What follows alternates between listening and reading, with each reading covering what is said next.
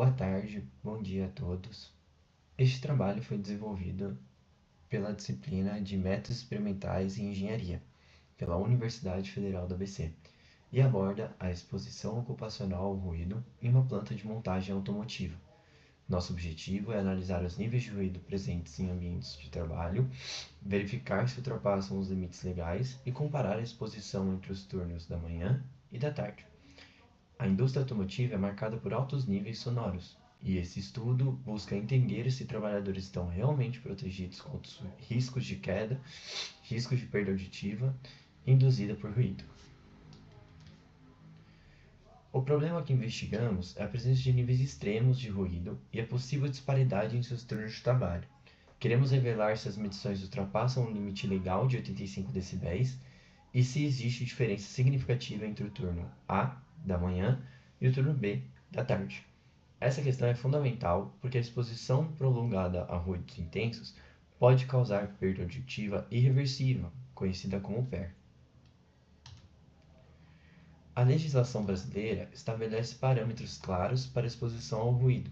A NR15 define um limite de 85 decibéis para uma jornada de 8 horas. A NR9 exige a implementação de programas de prevenção de riscos ambientais com medições quantitativas e medidas de controle. Já a NR6 obriga o fornecimento, treinamento e uso correto de equipamentos de proteção individual.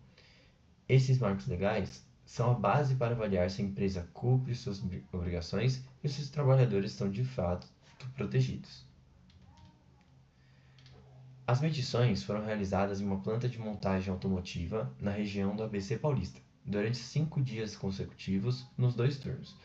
Utilizamos o aplicativo Sound Decibel Meter em dispositivo móvel, posicionado na zona de respiração do trabalhador.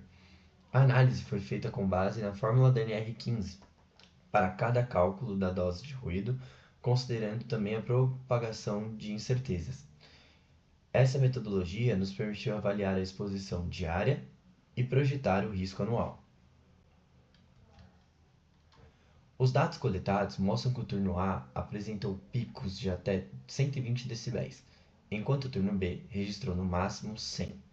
Esses valores são muito superiores ao limite legal de 85 e indicam que os trabalhadores da manhã enfrentam condições mais severas. Essa diferença entre turnos é um ponto central da nossa análise. Para interpretar os resultados, utilizamos algumas fórmulas fundamentais. Nível de pressão sonora, calcula a intensidade do som em decibéis, considerando o limiar auditivo humano. Tempo máximo permitido, definido pela NR15, indica quanto tempo um trabalhador pode ficar exposto a determinado nível de ruído sem ultrapassar o limite real. Dose de ruído é a soma das expressões em relação ao tempo permitido, quando D maior ou igual a 1 tem ausência de velocidade igual ao máximo.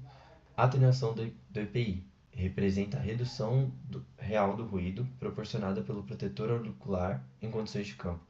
Essas fórmulas permitem transformar os dados coletados em indicadores objetivos de risco. Além dos cálculos básicos, consideramos situações mais próximas da realidade. Dose com retirada periódica, modelamos a retirada do EPI por 10 minutos a cada hora, que aumenta significativamente a dose acumulada. Projeção anual, multiplicamos a dose média diária por 240 dias úteis, para estimar o risco ao longo de um ano de trabalho.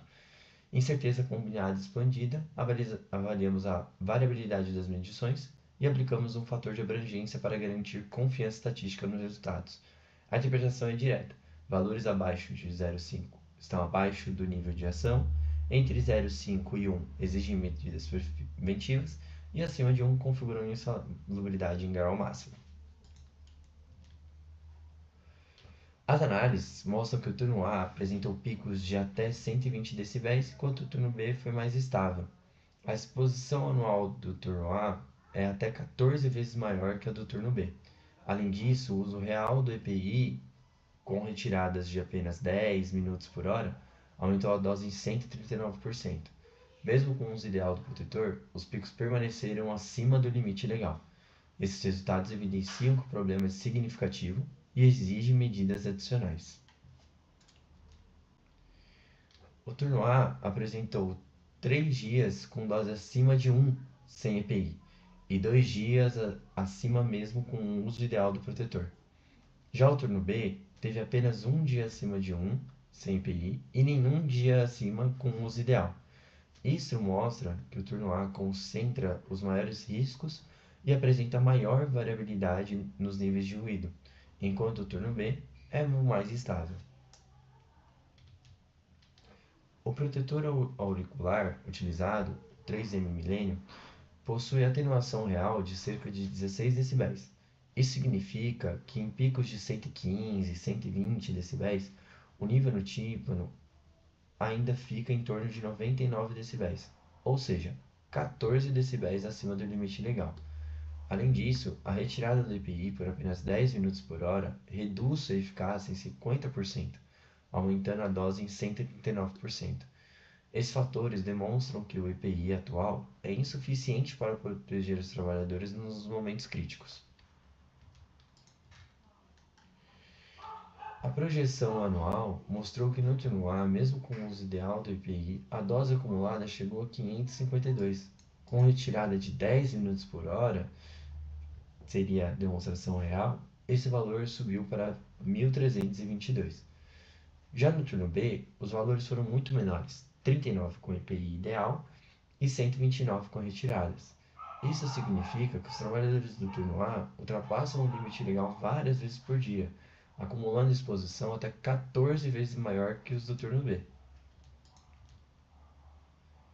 Para enfrentar esse problema, é necessário adotar medidas de controle hierarquizadas, controle de engenharia, manutenção preditiva de ferramentas pneumáticas, substituição por ferramentas elétricas, enclausuramento acústico e barreiras absorventes.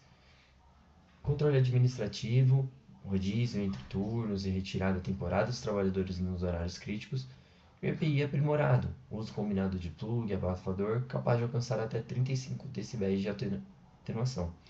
Essas medidas, aplicadas em conjunto, podem reduzir significativamente o risco de perda auditiva e o passivo trabalhista da empresa. Em conclusão, os trabalhadores do turno A enfrentam até 14 vezes mais exposição anual que os trabalhadores do turno B. Isso configura risco real de perda auditiva em poucos anos de trabalho. O fornecimento do EPI atual não cumpre a obrigação legal de proteção e medidas de engenharia e administrativa são indispensáveis para garantir a saúde dos trabalhadores e a conformidade da empresa com a legislação. Preservar a audição significa preservar a qualidade de vida e a segurança no ambiente de trabalho. Este é o nosso trabalho. Muito obrigado.